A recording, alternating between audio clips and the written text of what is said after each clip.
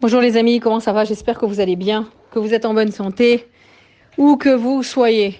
Alors, on va donner l'audio Leilou Nishmat, Yehoshua ben Saïd ben Simcha, Simcha bat Mazal Tov, Yekuti El ben Esther, et Rivka bat Arichut Shamim Menachem Mendel, Atal.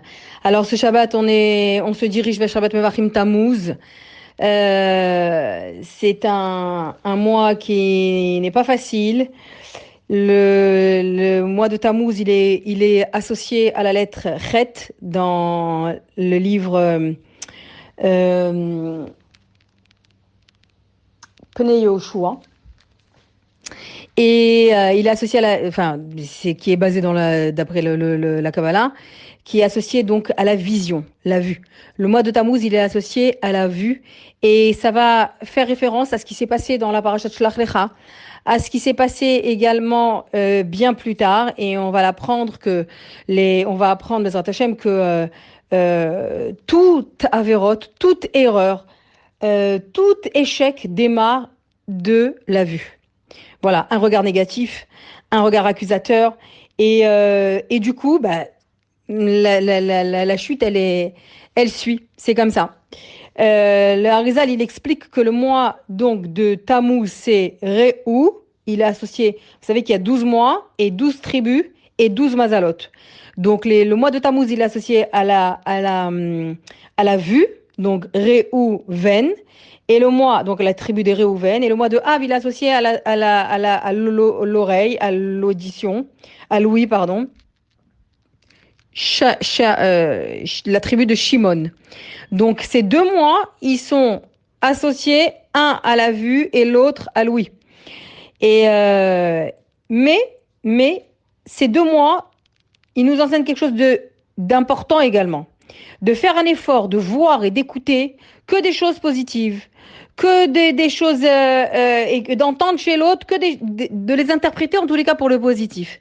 Et ça, c'est en cela que Tammuz, les lettres Tammuz, Tav, Mem, Vav, Zain, ont la valeur numérique de 453, qui est la même valeur numérique, d'accord, que Biat Goel, la venue du Sauveur, du Mashiach, à l'époque messianique. Donc, c'est une période qui est, oui, le mois Tammuz, qui est, oui, obscure, parce qu'on va commencer une période, et Bezrat Hashem, que Mashiach vienne avant, Amen.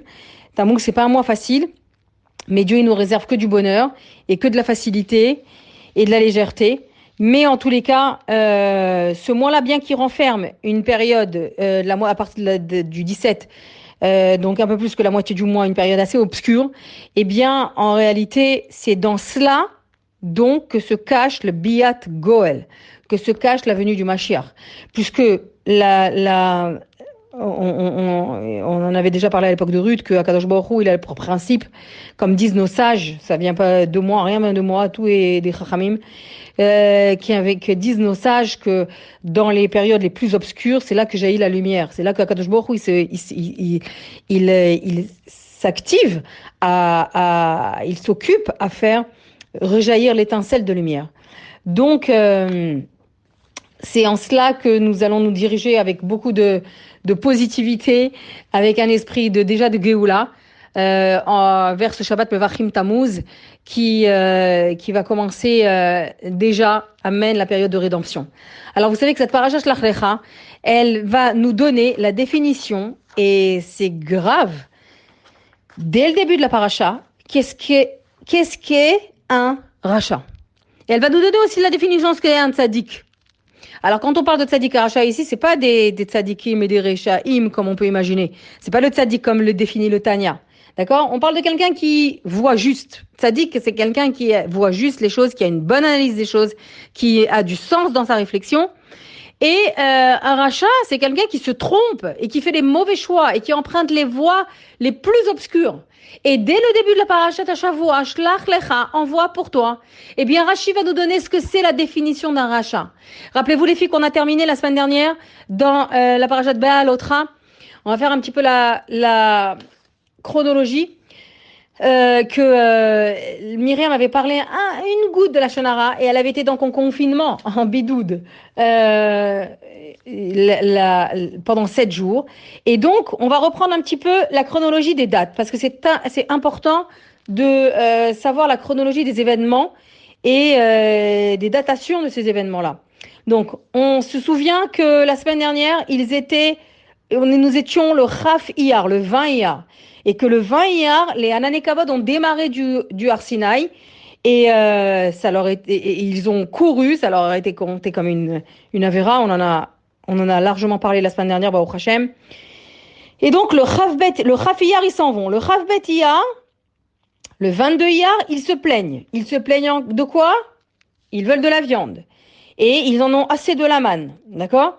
Donc le Chav Bet Iyar, Akadosh Baruch Hu, il a dit, vous voulez de la viande, je vais vous en donner. C'est pas qu'ils ont désiré stam de la viande, ils ont désiré le désir de la chair, etc. Bref, Gilouya Arayot, dit Rashi là-bas, ils ont désiré le Erev Rav, hein. Ils ont désiré les relations interdites, le plaisir des relations interdites qu'ils avaient en Égypte, pas eux, pas les Bnei Israël, parce qu'aucun n'a commis un acte immoral et de débauche, etc. C'est un des 4 mérites qui a fait que nous sommes sortis d'Égypte, Baruch Hashem. Mais le Erev Rav, oui, bien sûr, parce que c'était des convertis, ils avaient une vie avant. Et donc, ils ont langui ça. Ils l'ont interprété en tant que viande. On veut de la viande, on en a marre de cette manne qui tombe, qui a toujours la même forme, etc., etc. Hachem, il leur a dit, vous voulez de la viande? Je vais vous en donner. Et non seulement je vais vous en donner, vous en aurez pendant 1 mois. Donc la viande, elle est tombée, les slavim, les volailles, elles sont tombées de Chavbet Iyar, du 22 Iyar, au 22 Sivan, 1 mois entier. Et le 22 Sivan, c'est le jour exactement. C'était hier du coup. On est Chab Gimel aujourd'hui. Hier dans le calendrier, hein, mais pas dans la chronologie. C'est exactement Chavbet Iyar que Myriam, elle a commencé à parler. Elle a parlé au sujet de Moshe, de son frère et de sa belle-sœur Tzipora. Suite à ce que Tzipora avait dit, Omlalot et neshotehem eshel elu. Malheureuses, méprisées, seront les femmes de ces Nevi'im par rapport à ce qu'on a étudié la semaine dernière en fin de paracha. Donc, elle a eu la lèpre par rapport à ce Lashon Hara, et elle a été enfermée en confinement pendant 7 jours. Elle ressort Chaf Tet Sivan. Et le peuple l'attend. Pourquoi le peuple l'attend? Parce que Akadosh Baruch Hu, il a donné kavod à 1 heure d'attente que Myriam a eu par rapport à son petit frère Moshe qui était de 7 mois, un bébé de 7 mois, dans le panier sur le Nil. Elle l'a attendu, elle l'a guetté jusqu'à que Bat Ya, la fille d'Akadosh Baruch Hu, est venue le sauver, etc. Et vous connaissez la suite. Du fait qu'elle ait attendu 1 heure, Moshe Rabbeinu, elle l'ait guetté pendant 1 heure, Akadosh Baruch Hu lui a rendu ici que le peuple a attendu pendant 7 jours. Regardez comment chez Hachem, rien n'est laissé pour compte. Chaque effort, même s'il est limité en quelques minutes, eh bien, il est rendu, waouh, d'une manière décuplée. Mamash, c'est comme ça que ça marche chez Akadosh Baruch Hu. Yidbarach. Alors, donc, nous sommes le Chavtet Sivan, le 29 Sivan. Le peuple attend et Chavtet Sivan, c'est exactement ce jour-là où les Meraglim se mettent en route pour aller faire du tourisme en Israël. Donc, en réalité, ici justement, dans les parachiotes Be'alotra et Shlach, il y a un ordre chronologique. Et là, c'est pas une suite qui est espacée de plusieurs d'autres sujets, etc., et qu'il faut remettre les choses en ordre. Là, Dafka, dans les événements, c'est un ordre chronologique, puisque dès la fin que Myriam est sortie de confinement, eh bien, Chavtet Sivan, ce jour même-là, les Meraglim sont partis, et c'est notre parachat à Shavua. Et donc, ils sont partis de Chavtet Sivan, et sur une durée de 40 jours. Maintenant, pourquoi Rashi commence directement par dire qu'est-ce que c'est un rachat? Tu veux savoir ce que c'est un rachat? Viens, je vais te dire ce que c'est un rachat. Justement, c'est la smichut, c'est-à-dire la juxtaposition entre la parachat Beha'alotra, la fin de la parachat Beha'alotra, et qui se termine avec le confinement de Myriam suite à son Lashon Hara, ou au début de celle-ci, où justement les Meraglim auraient dû apprendre qu'il ne faut pas dire du Lashon Hara parce que voici la punition qu'il vous attend. Or, Rashi va dire, Lama nismecha parashat meraglim les parashat Miriam. Pourquoi on juxtapose la paracha des meraglim que maintenant on va apprendre, Bessiyata Tishmaya, et à la paracha de Miriam, la fin du sujet de la semaine dernière. Les fiches et l'acta al-iske diba, chez Dibra ba'achareha, ou reshaim alalu ra'u velo lakru musar. Rashi direct, il met le ton. Tu veux savoir ce que c'est un rachat? Ces Réchaïm n'ont pas pris de leçon. Ils n'ont pas pris de leçon sur ce qui s'est passé maintenant. Une semaine avant. Myriam Anadi Lachonara, elle a été incarcérée à cause de la lèpre. Donc elle était impure pendant 7 jours. Et nous sommes le Chavtet Sivan, ça vient de se passer. Et tu prends pas de leçon de ça. Non, les Meraglim n'ont pas pris de leçon. Et Rashi Akadosh, il va dire, Vereshaim halalu. Ces Reshaim n'ont pas pris de leçon. Qu'est-ce que tu comprends de là? Qu'un rachat est celui qui ne tire pas de leçon de ce qui lui arrive dans la vie à lui-même, dans le passé, à lui-même, et ce qui lui arrive autour de lui, ce qui arrive autour de lui-même, des événements qu'il entend, des échecs chez les autres, des destructions chez les autres, des faux pas chez l'autre, il l'entend, c'est que c'est une raison pour laquelle il doit prendre une leçon. Un rachat, alors dans le sens de riche out, dans le sens de quelqu'un qui fait une erreur dans sa vie et qui va se fourvoyer jusqu'à même parfois en mourir à cause du fait qu'il n'ait pas pris de moussard. Si un événement nous arrive, on doit prendre une leçon. Je me suis trompée quand j'ai fait ça. Donc maintenant, j'ai compris ma claque. J'ai compris, maintenant je vais ajuster. Je vais calibrer mon viseur. Je vais plus refaire les mêmes erreurs. Ok? Et d'événements même des événements de la vie de tous les jours, quoi. T'es en route, t'es garé à un feu rouge, tu t'arrêtes, tu vois un accident. Hachem Ishmor. Tu vois une personne qui s'est renversée, que tu en préserves. Tout de suite, tu dois prendre un moussard pour toi. Roule plus calmement. Ça peut arriver aussi.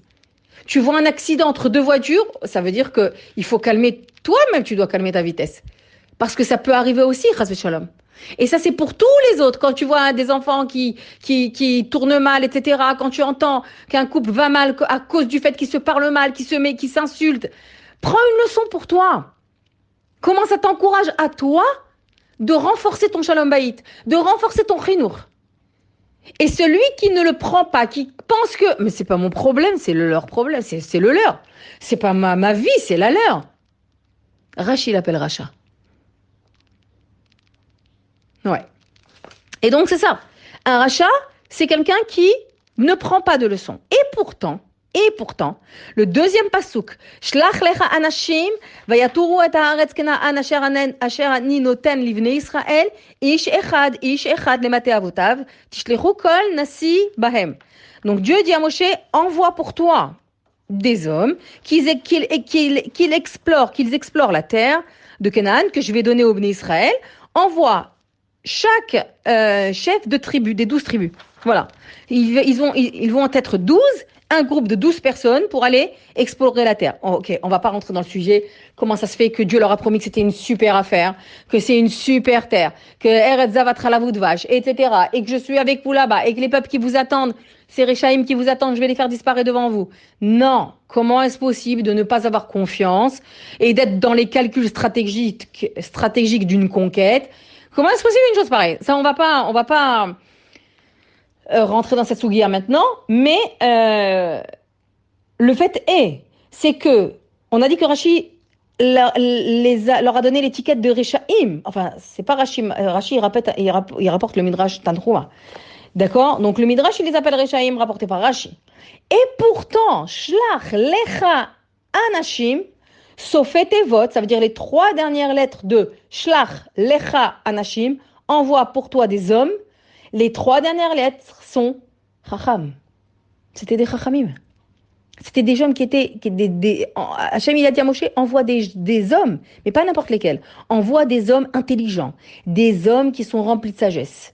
Et c'était d'ailleurs ces 12 personnes-là, 12 tzadikim, 12 un niveau mais puissant. Comment on le sait? Parce que le tour, il dit que il dit qu'il faudrait jeûner Rosh Chodesh Elul, car Rosh Chodesh Elul, c'est le jour où sont morts les Meraglim. D'accord? Les explorateurs. Et pourquoi il faudrait jeûner? Parce que tout simplement, c'était des tzadikim qui sont morts. Ok, mais ils ont été punis parce que ils sont morts parce qu'ils ont été punis. Et ils ont été punis parce qu'ils ont dit de la Shonara sur Eretz Israël. Ils sont venus avec un rapport catastrophique, ils sentaient mauvais. Pourquoi moi je dois jeûner pour eux? Donc, malgré tout, le Tour, il dit que c'était tellement grand qu'il faudrait jeûner Rosh Chodesh Elul. Parce que la punition qu'ils ont eue s'est étalée sur plusieurs jours. La punition qu'ils ont eue, c'est que comme ils ont dit de la Shonara sur Eretz Israël, alors ils ont utilisé leur langue pour dire de la Shonara. Leur langue, elle s'est tirée jusqu'à Eretz Israël du corps. Eretz Israël du monde, c'est le nombril. C'est-à-dire, c'est le centre du corps.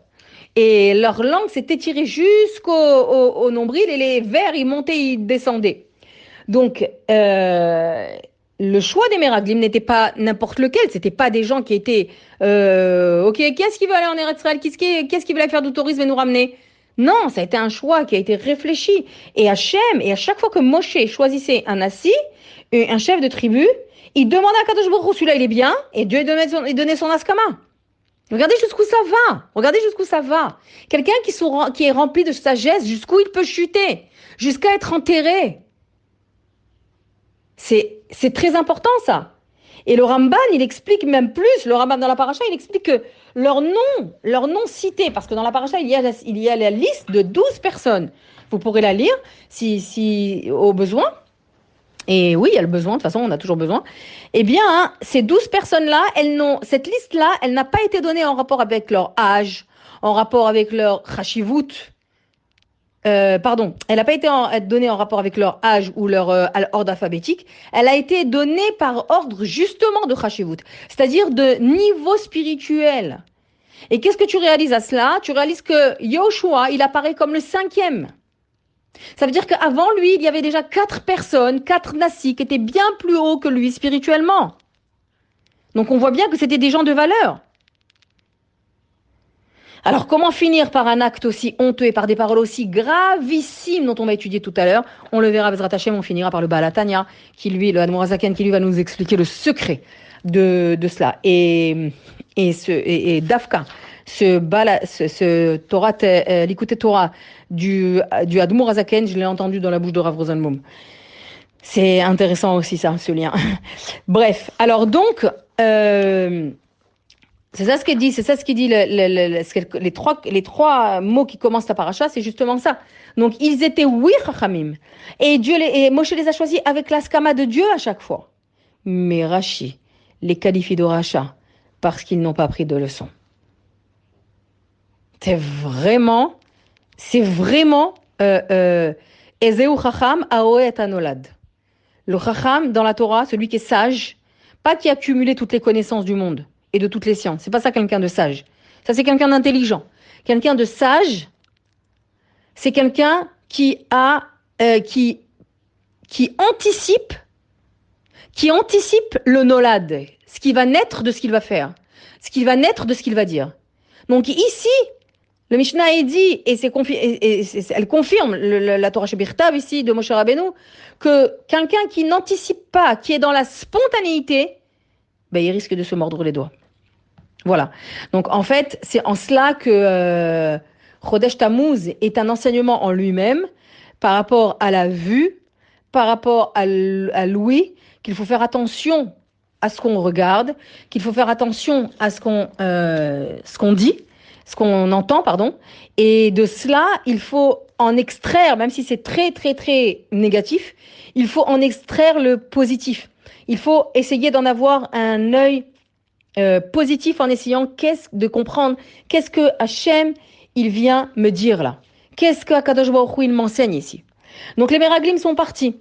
Ils sont partis finalement pour explorer la terre. Ils avaient des directives très précises de Moshe Rabbeinu. Qui étaient d'explorer tel endroit, de voir si les villes étaient fortes, si les villes étaient la terre était grasse, si il y avait des arbres, s'il y avait des forteresses, etc. Bon, voilà, il leur a donné une feuille de route. Eux sont revenus à l'issue de 40 jours, et Rashi Akadosh, il explique que 40 jours, c'était bien plus que prévu, parce qu'ils auraient pu faire Eretz Israël en 20 jours, en ne s'arrêtant jamais, en marchant et jour et nuit. Eux, ils se sont reposés le jour et ont marché la nuit, parce qu'ils avaient peur d'être repérés par les Meraglim, donc par les peuples là-bas, les Anakim, les géants qui étaient là-bas, puisque là-bas, à Hebron, Dafka, il y avait Achiman, Sheshai et Talmaï, qui étaient les descendants des grands géants, excusez-moi le pléonasme, de l'époque de Noach. Et donc, ils avaient peur et donc ils se cachaient le jour et dormaient la nuit. Ils marchaient la nuit. Donc ça a duré le plus de temps, c'était 40 jours. Mais ce n'était pas, prévu. Ça aurait pu être moins de temps. Et si ça avait duré 20 jours, ils seraient revenus le 17 Tammuz. Donc, ils reviennent avec des serments de grappes de raisin qu'ils portaient chacun à deux, etc., des grenades et des dattes. Ok, donc ils reviennent, après 40 jours, tout le monde se rassemble, ils sont partis voir Moshe Rabbeinu, Aaron Cohen et toute Kol Adat Ben Israël, El Midbar Paran Kadesha, et là-bas, ils ont commencé à faire leur grande conférence de presse. Voilà. C'est quoi une conférence de presse ici? C'est qu'on apprend dans la Torah le premier fake news, c'est-à-dire la première fausse information, une information qui est complètement erronée de manière à tromper le public. Alors évidemment, pour que ça marche, il y a une stratégie intelligente, c'est qu'ils ont commencé à dire effectivement, Eretz vegam zavat chalav udvash. Elle est tellement abondante cette terre, elle est tellement bénie d'Akadosh Baruch Hu que elle coule, là-bas coule le lait et le miel. Le lait et le miel, d'après Shlomo Amelech dans Shir Hashirim, c'est Torah, ok. Et voilà, vous voulez avoir la preuve tellement elle est abondante, regardez son fruit, ok. Mais donc ils ont commencé par la stratégie du menteur, c'est de commencer par dire des choses vraies, dit Rashi, d'accord. Et celui qui compte mentir, il est obligé pour que ses paroles soient crues, de commencer par du émet. Mais ils ont enchaîné par quelque chose de très grave, un mot très grave. Et c'est pas le seul. Et ce n'est pas le seul. Mais c'est le premier qu'ils aient dit. Pasuk Rafret, Perek Yud Gimel. Efes, ki az ha'am hayoshev ba'aretz. Voilà. Mais tout ce que vous voyez là, tout ce qu'on a dit là, c'est rien. Par rapport à la puissance du peuple qui vit, qui habite cette terre. Efes, dit le Ramban, aval racham bemilat efes. Ils ont fauté par le mot efes. Rien. Efes, ça veut dire nul. Rien. Nous sommes nuls devant le peuple qui habite là-bas, tellement il est puissant.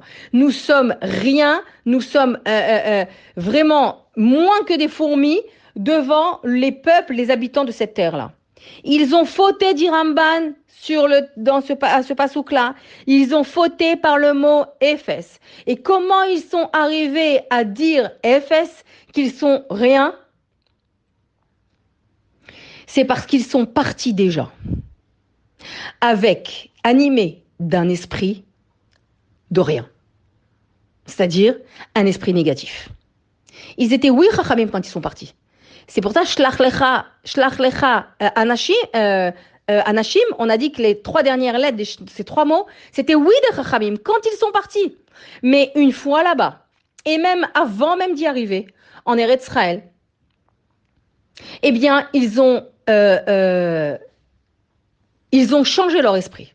Et ils ont décidé sciemment de voir Eretz Israël sous un œil négatif et d'interpréter tout ce qu'ils verront et tout ce qu'ils apporteront pour le mal. Donc, du fait qu'ils aient décidé ça, ils avaient déjà paramétré leur cerveau, leur esprit, donc tout est FS. C'est normal. Et ils ont donc commencé leur conférence en faisant un état négatif, honteux et méprisant envers Eretz Israël. Ils ont parlé du Lachon Hara de la terre. Mais c'est évident que quelqu'un qui commence par parler du Lachon Hara, des pierres d'Eretz Israël, il finira par parler du Lachon Hara, de celui qui l'a créé, d'Akadosh Baruch Hu lui-même. Et c'est ce qui va se passer. Maintenant, de tout ce détail-là, qu'ils ont commencé à parler, en disant, on est rien. Tout ce que vous voyez là, Eretz Zavatralav, c'est beau, mais c'est rien. Ça vaudra jamais, ça tiendra jamais devant les peuples qui y habitent. Et vous savez qui est-ce qui habite là-bas? Et il leur lance le mot choc. Le peuple qui les a traumatisés. Quel est le peuple qui les a traumatisés dès leur sortie d'Égypte? Amalek. Passe au Kraftet. Amalek Yoshev Baaretz Hanegev. Vous savez quoi? Dès que vous rentrez, vous voyez Amalek. Donc déjà, c'est mort. Et pas que Amalek, Achéti, Aïvoussi, Aïmori, tous les peuples de Canaan qui habitent dans cette terre-là, de la terre jusqu'au Yarden. Qu'est-ce que tu veux? De la mer à côté du Yarden. Qu'est-ce que vous voulez maintenant? Vous voulez qu'on rentre? Autant creuser notre tombe et rentrer dedans. C'est ce qu'ils vont faire. C'est ce qu'ils feront par la suite. Creuser leur tombe et rentrer dedans. Donc ils ont continué pour les convaincre, parce qu'attention, c'était pas évident. Kol Adat Ben Israël, tu peux convaincre les hommes, mais les femmes pas du tout. Les femmes, elles ont dit Tenlo, et ils ont parti voir à Moshe Rabbeinu, les Benot Slofrad, par la suite. Elles ont dit Ten lanu achuzat haaretz. Donne-nous une part dans cette terre sainte. On veut notre part, bien que nous n'ayons pas de frères. Nous, on veut. De là, on voit que les femmes ne sont pas laissées convaincre par ces propos médisants. Et de ça, on voit que le Kliyakar, qu'Akadosh Baruch Hu, il a dit dès le début de la paracha, Shlach lecha anashim, tu vas envoyer des hommes envolés. Kliyakar, il dit sur place, moi, toi, tu veux envoyer des hommes, moi, j'aurais préféré envoyer des femmes. Parce que les femmes, elles chérissent Eretz Israël. Waouh, c'est tellement beau comment Akadosh Baruch Hu, il nous aime à nous, la couronne du Ham Israël, la couronne de chaque homme. Ateret Baalav, mamash, c'est trop beau. Hachem, il a dit, tu vas envoyer des hommes, je te laisse, parce que Akadosh Baruch Hu, il n'impose rien, il propose, c'est tout, il suggère. Après, à l'homme, à l'être humain de disposer. Mais le Kliyakar, il nous dit tout de suite que Aval ledaati, dit Hachem. Je te lis dans le texte maintenant. Aval ledaati haya yoter tov lishloach nashim. Moi, j'aurais préféré envoyer des femmes. Si tu m'avais demandé mon avis. Hachem, j'envoie des femmes ou des hommes? Moi, je t'aurais dit envoie des femmes. Ok. Donc, parmi ces, donc ils ont continué à faire tout leur étalage là de mensonges. Et puis, parmi ces 12-là, il y en avait 2 qui ne parlaient pas. C'était Kalev et Yehoshua. Yehoshua qui vient pour la première fois de s'appeler Yehoshua. Avant, il s'appelait Hoshea. Moshe Rabbeinu l'a donné juste avant la mission, juste avant le départ, il lui a mis le Yud. Le Yud, d'où il venait ce Yud-là? C'était le Yud de Sarai. De Sarai que Hachem a enlevé à Sarai et il l'a remplacé par le He. Ce Yud-là, il attendait, il était suspendu dans la nature, dans les airs, dans les cieux. Alors, Moshe Rabbeinu l'a donné à Yehoshua pour lui donner la lettre Yud, c'est la valeur numérique 10, pour lui donner les forces de ne pas tomber dans le piège de ces 10 qui sont avec lui. Puisque Kalev et Yehoshua, qui étaient les 12, les 2 derniers, on va dire, et ne faisaient pas partie, n'avaient pas cet esprit-là, n'étaient pas du tout mêlés à leur mensonges et à leur conspiration contre Eretz Israël. Maintenant, comment Yoshua et Kalev surtout, comment Kalev a exprimé le fait, dès le début, dès qu'il est rentré en Eretz Israël, comment il a exprimé le fait qu'il était animé d'un autre esprit que le leur, donc pas négatif, eh bien, il a exprimé direct en allant, avant de rentrer, en allant sur Marat HaMarpela, à Hebron, sur le kever de Abraham, Yitzhak, Yaakov, Sarah, Rivka, Léa, Adam et Chava. Il est parti là-bas prier justement pour que Dieu l'aide à ne pas faire partie, à être fort devant ces hommes qui étaient puissants, qui avaient une spiritualité très haute, qui étaient des Nessiim, des princes, et à ne pas faire partie de leur conspiration. Regardez la Hanava de Kalev, le bitoul qu'il exprime en disant je vais d'abord prier là-bas pour essayer d'obtenir un mérite parce que je ne pourrais pas peut-être me mesurer comme ça à eux. Ça, c'est du bitoul, ça, c'est de la hanava, et ça, d'après Rashi, c'est un tzaddik. Voilà. Un tzaddik dans le sens, on n'a dit pas le sens du Tanya, le sens d'un tzaddik, quelqu'un qui pense et qui réfléchit, qui choisit avec sens et justesse, c'est quelqu'un qui s'inspire des tzadikim, c'est quelqu'un qui va prier sur les tombes des tzadikim, sur les tzionim des tzadikim, c'est quelqu'un qui va prier à Kadosh Baruch Hu, c'est quelqu'un qui réalise qu'il n'a pas de mérite, donc il a besoin des mérites, des avot, pour faire le bon choix, pour être animé d'un bon esprit. Et ça, c'est un tzaddik. Alors regardez maintenant le face-à-face de 10 personnes qui sont qualifiées par Rashi Akadosh de Rishaim, parce que justement, ils se sont sentis sûrs d'eux, au point de ne pas avoir besoin de prendre de leçons de quiconque. Personne ne peut leur enseigner quoi que ce soit. Même pas la punition de Myriam la semaine dernière, le jour même, qu'elle vient de sortir de confinement. Même pas ça, à cause de sa Janara. Non, moi je prends rien, je sais tout, et j'ai pas besoin de leçons de personne. Mais un tzaddik comme Kalev et Yehoshua, ce sont des gens qui réalisent malgré leur petite coûte. Quand même, on a affaire au futur remplaçant de Moshe Rabbeinu, c'est pas rien. C'est vraiment pas rien. Qui réalisent par petite coûte, eux, qui n'ont pas de mérite assez grand pour pouvoir se mesurer à ce groupe de personnes-là et pour pouvoir assumer cette mission. Et ils veulent justement l'assumer d'une manière très la plus juste possible et la plus émette possible. Donc ils vont prier sur la tombe des tzadikim. Voilà la définition d'un rachat. Et à l'opposé, voilà la définition d'un tzadik. C'est quelqu'un qui apprend des erreurs. C'est quelqu'un qui tire des leçons de ses échecs ou des échecs des autres. C'est comme Kalev qui sait que Kalev et Yeshua qui savent très bien qu'ici il va se passer quelque chose de grave parce ils ont compris leur esprit de ces 10 Nessi'im là, et ils veulent puiser des forces chez les tzadikim pour être renforcés, pour ne pas tomber. Alors la deuxième chose qu'ils ont dit, le deuxième mot qu'ils ont dit après Efes qui Azaham, dont le Ramban dit c'est quelque chose aval risham bemilat Efes. Ils ont fauté avec le mot Efes. Eh bien le deuxième mot qu'ils ont dit très grave, c'est dans le pasuk Lamed Aleph. Ve'anashim asher alu imo amru lo nuchal la'alot ala am ki chazak hu mimenu. Et ces gens-là, donc on dit, ces gens qui sont montés, on dit, franchement, les peuples qu'on a vus là-bas, ils sont tellement forts qu'ils chazak mimenu, ils sont plus forts que nous. Et la Gemara Sota, elle va dire quelque chose de très grave, rapporté d'ailleurs par Rashi. Ouais, c'est Sota la Medhe. À Moudalef, Rashi va rapporter qu'est-ce que ça veut dire ki chazak hu mimenu? Il est plus fort que nous. Kaviachol klapé mala. Ils ont dit, comme dit le Balatourim. Le Balatourim, il dit ne lis pas mimenu, mais lis mimenu. Les peuples qu'on a vus là-bas sont plus forts que lui. Lui, le Boré Olam. Chaz v'shalom. Ça veut dire que le Baal Habayit lui-même, il ne pourra pas s'en sortir avec eux. C'est ça qui est très grave. C'est le deuxième mot très grave qu'ils ont dit.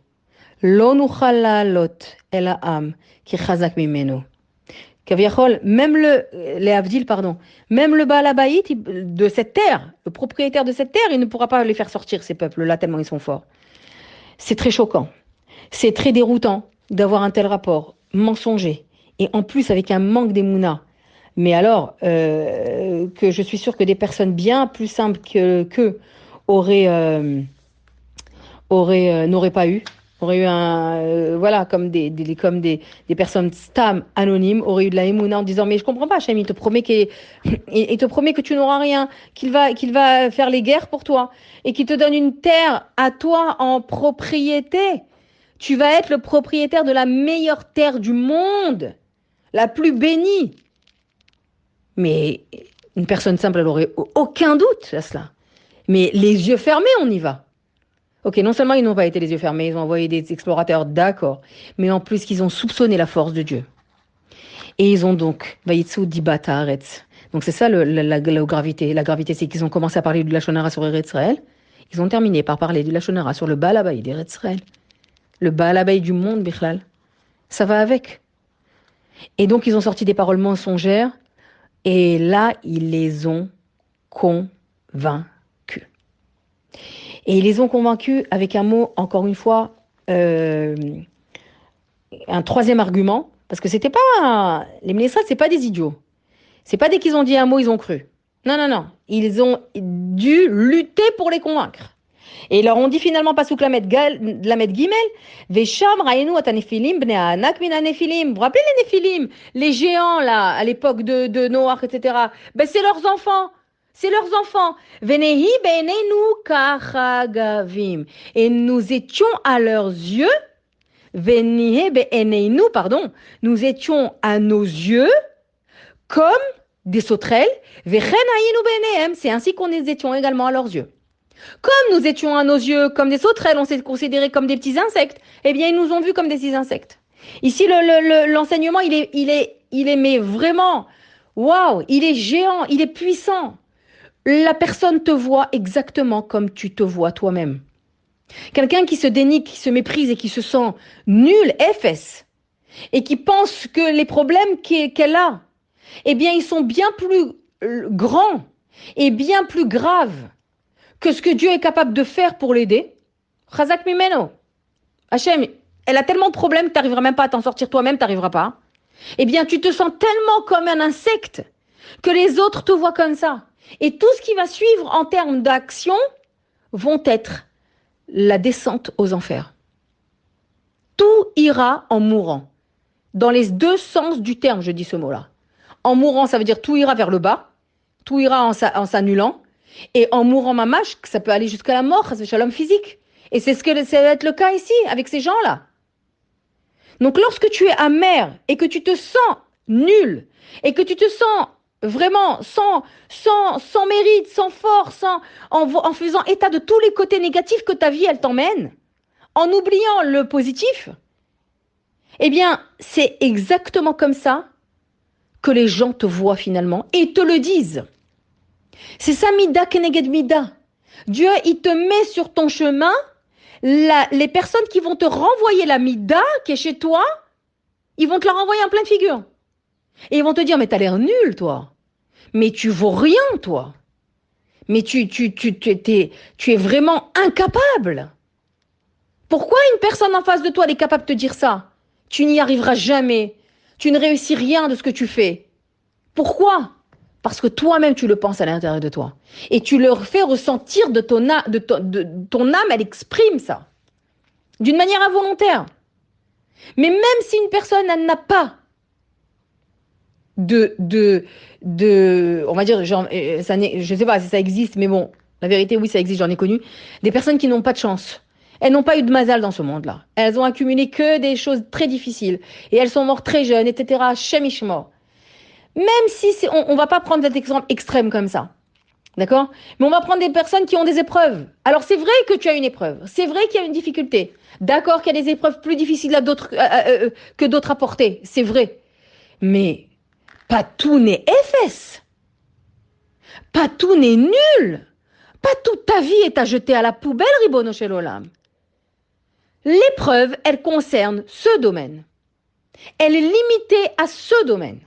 Mais elle ne doit en aucun cas faire des ondes, des éclats sur tout le reste de ta vie et de ton mental.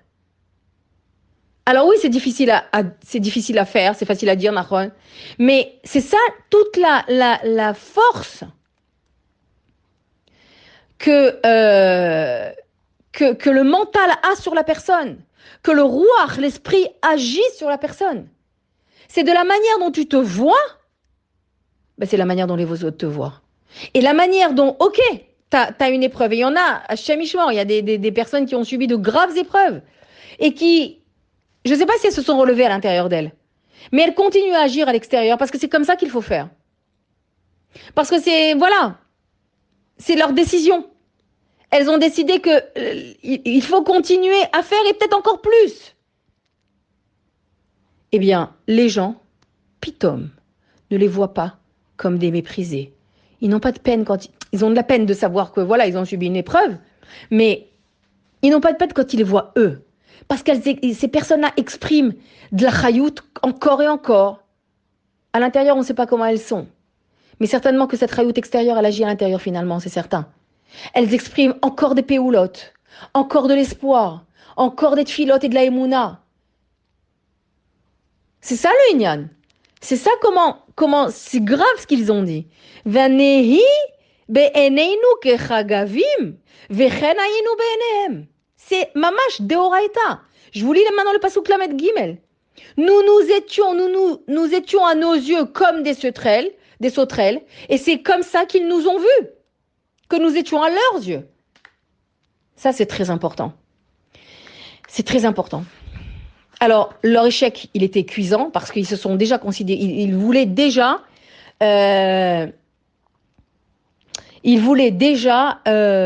rater leur mission dès qu'ils sont partis. Parce qu'ils ne voulaient pas rentrer, on va l'expliquer tout à l'heure, Bezrat Hashem. Mais donc, ce rapport catastrophique, cet échec catastrophique, nous a donné une destruction qui nous poursuit jusqu'aujourd'hui. Les Meraglim, ils sont directement liés, l'histoire des Meraglim, sont directement liés à nous au jour d'aujourd'hui, où nous pleurons chaque année. Je vous lis le pasuk. Vatissa kol eda perek yudalef pasuk alef. Vatissa kol eda vaidnu et kolam. Vayifku ha'am balaylahu. Waouh. Et donc, toute l'assemblée des Bnei Israël a levé la voix et ils ont pleuré. Le peuple a pleuré, pas les femmes. Balayla ha'hu, cette nuit-là. Ok les filles, tu fais le calcul, ils sont partis Chaf Tet Sivan, tu mets 40 jours, plus tard ils sont rentrés. Quelle est la date? Le Chet Av dans la nuit. Le Chet Av, ils sont rentrés. Le 8 Av. La nuit, Balayla Alou, c'était déjà le 9. Hachem leur a dit, vous avez pleuré cette nuit-là. Balayla Alou, vous avez pleuré.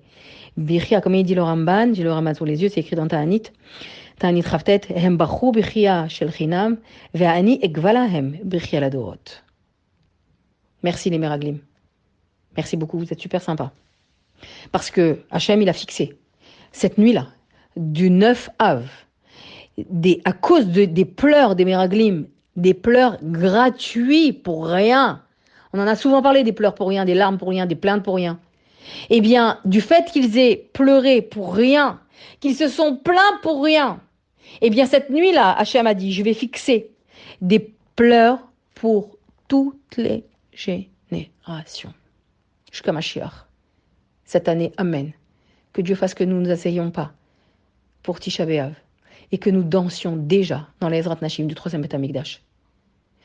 Mais les pleurs du 9 Av prennent leur source dans la paracha de Shlach Lecha. Ils se sont tous assis, al Petachoel, chacun devant sa tente. Ils ont commencé à pleurer. Et dans tout le camp, dans le désert, tu entendais des sanglots et des pleurs. Ribono Shalom, qu'est-ce qui se passe? Qu'est-ce qui se passe? Ils n'ont pas voulu ton cadeau. Ils te l'ont rejeté au visage.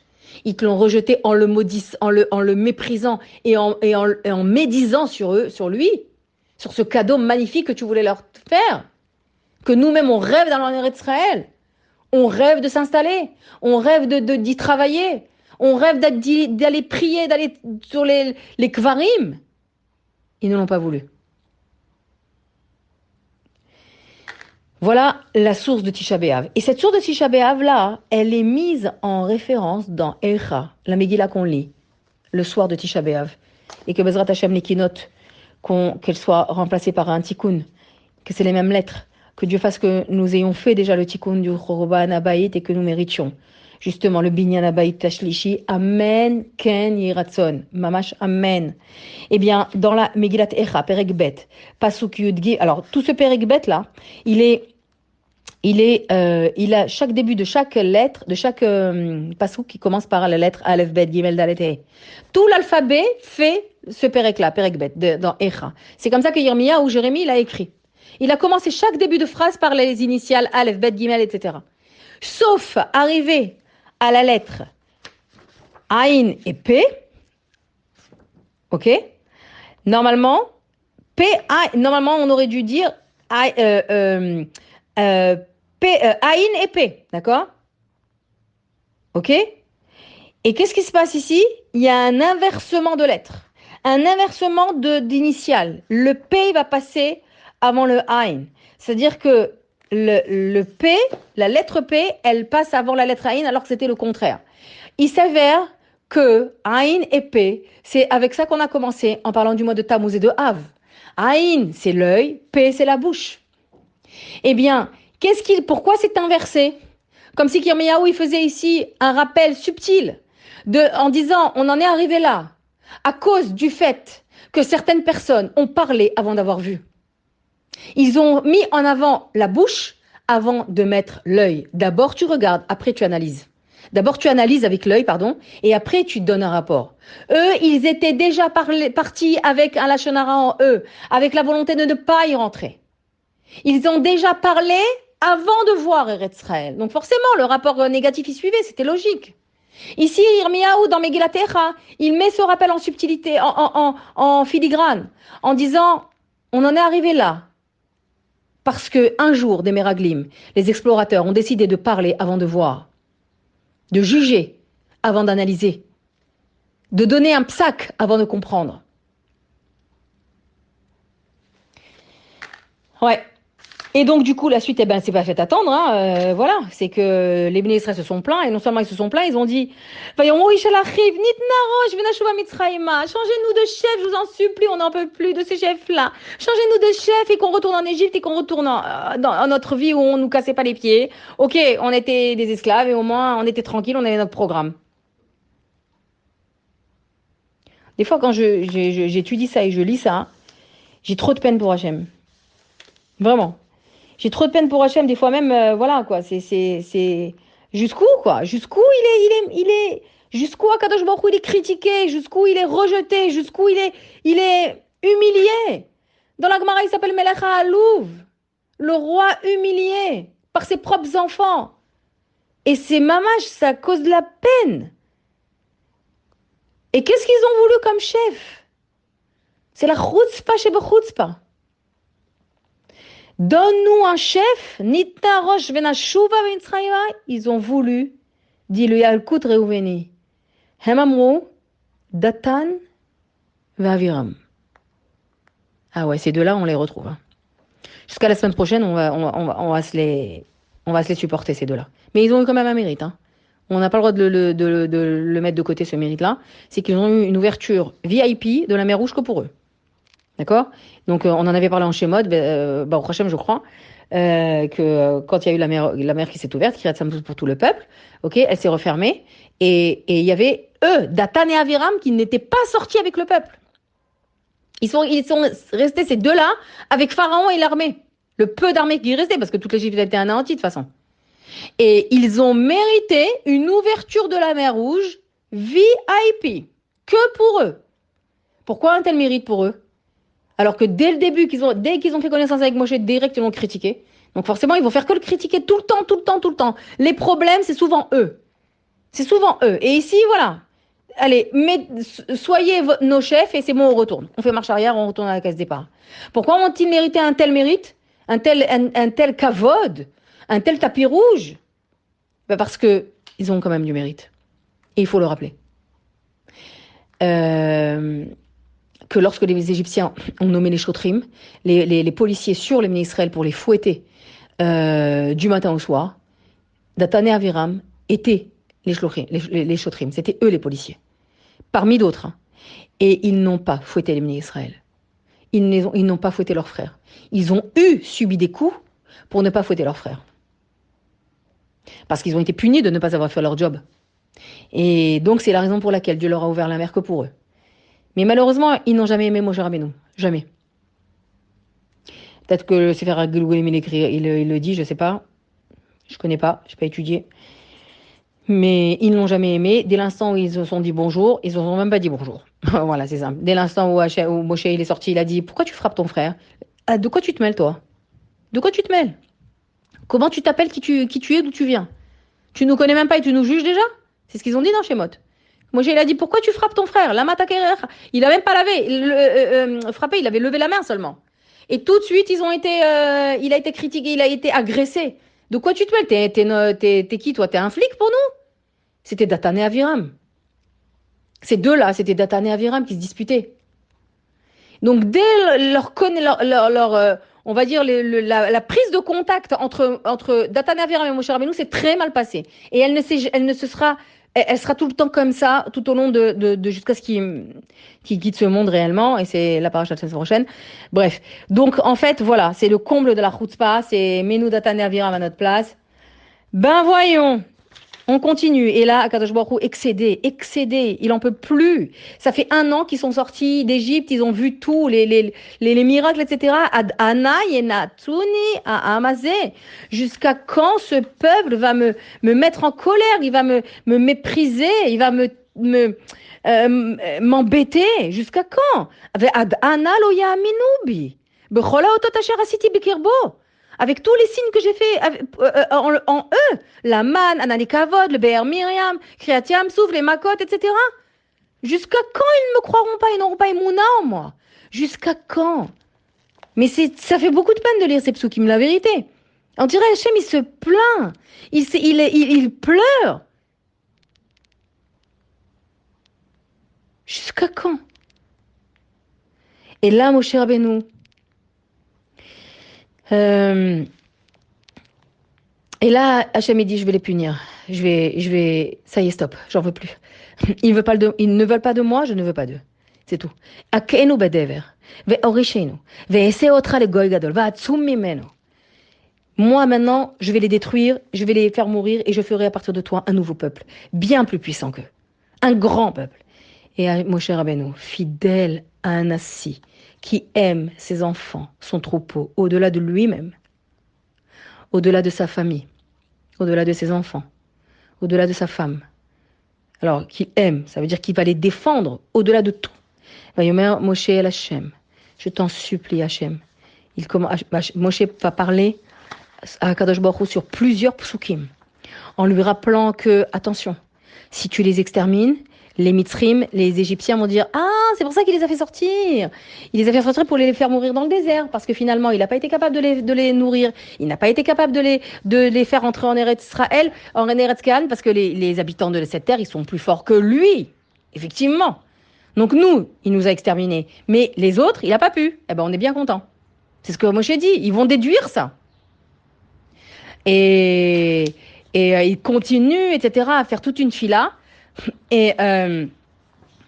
Et au Pasuk Yud Zayin se passe quelque chose de très important. Ici, Moshe Rabbeinu a appris au Chet à Egel, à la faute du veau d'or, quand il est monté au ciel pour demander le pardon et faire son plaidoyer pour défendre son peuple encore une fois. Enfin, c'était la première fois, c'est ici encore une fois. Eh bien, il a appris quelque chose, un secret magnifique que Dieu lui-même lui a livré. Ve'ata yigdalna koach. Et maintenant, que la force, s'il te plaît, grandisse. Quelle force? Yigdal. Le yud dans le mot, il est grossi. Yud, c'est la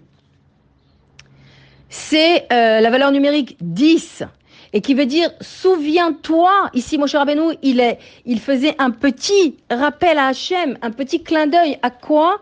Aux 10 épreuves qu'Avraham Avinu a passées. Souviens-toi des 10 nisyonotes, Yigdalna, c'est la raison pour laquelle le Yud il est grossi dans le Pasuk Yud Zayin. Souviens-toi des 10 nisyonotes que Avraham Avinu a passé avec force et ça a donné des mérites à tes enfants.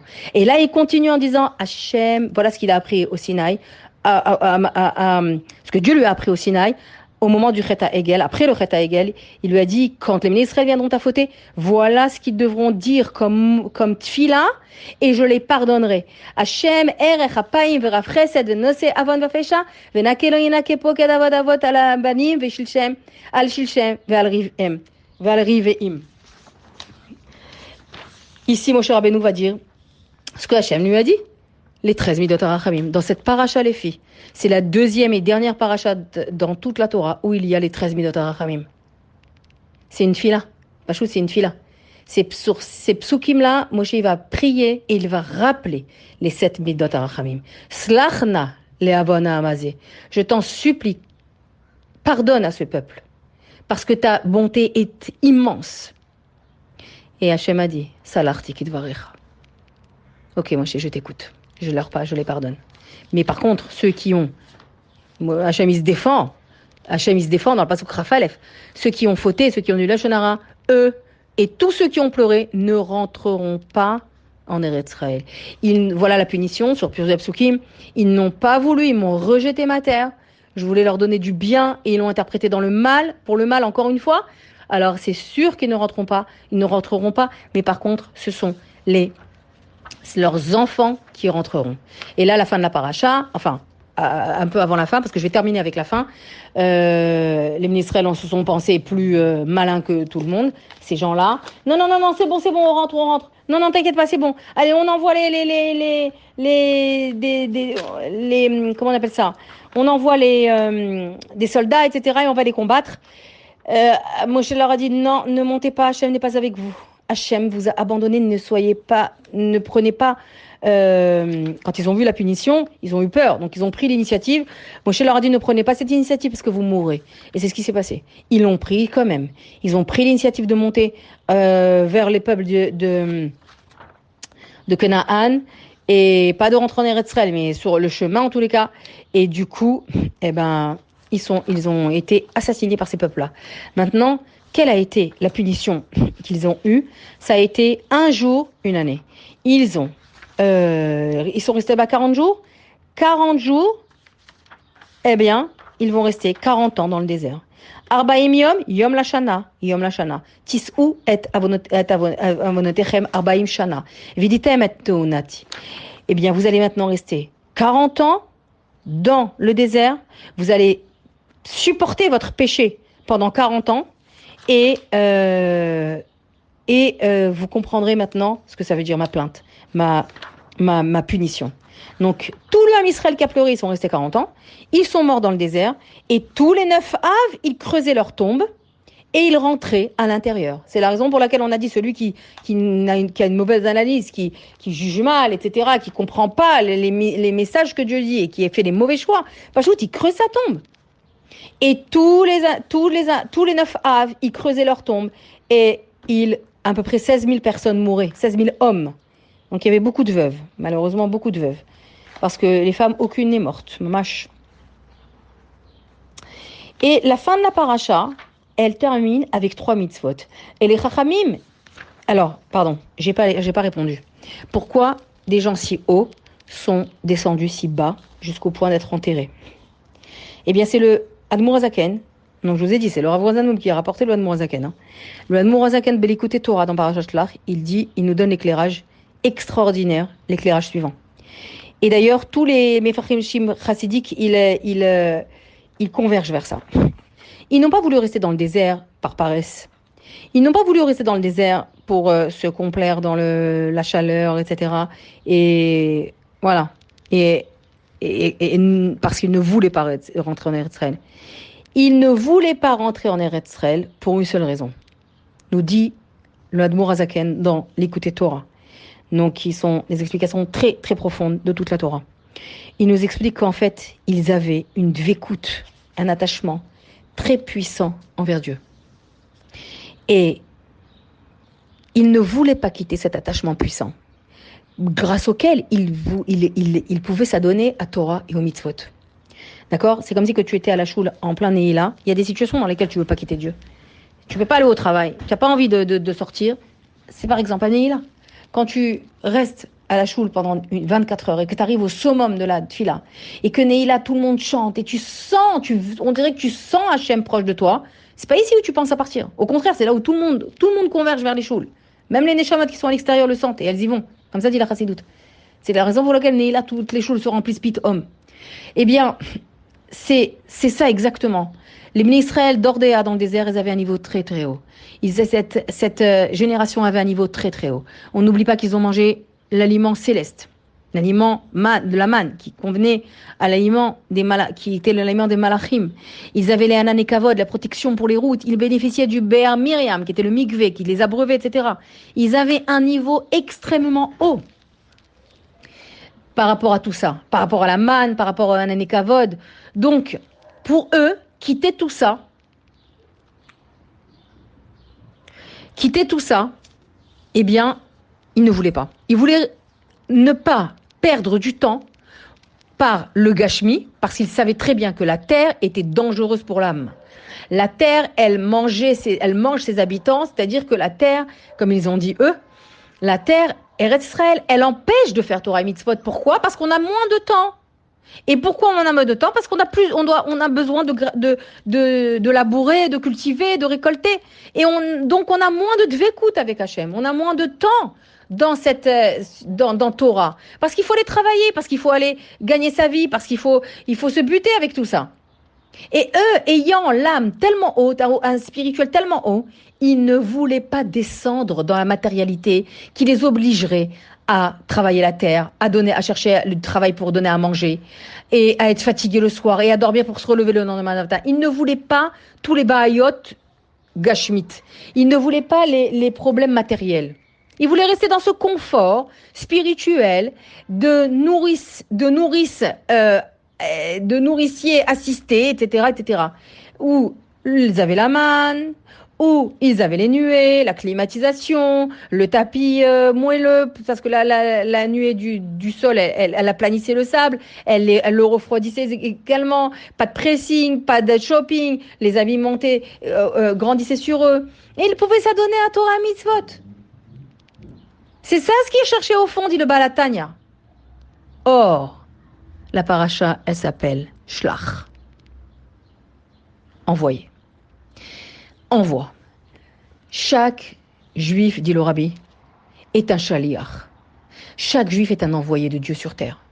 Et son but n'est pas de se complaire justement que dans le Olam HaYeshiva, que dans un makom préservé, fermé, etc. Alors bien sûr qu'il y en a qui, heureusement, qui le font, les Avrichim, les Raché Yeshivot, etc., les Dayanim.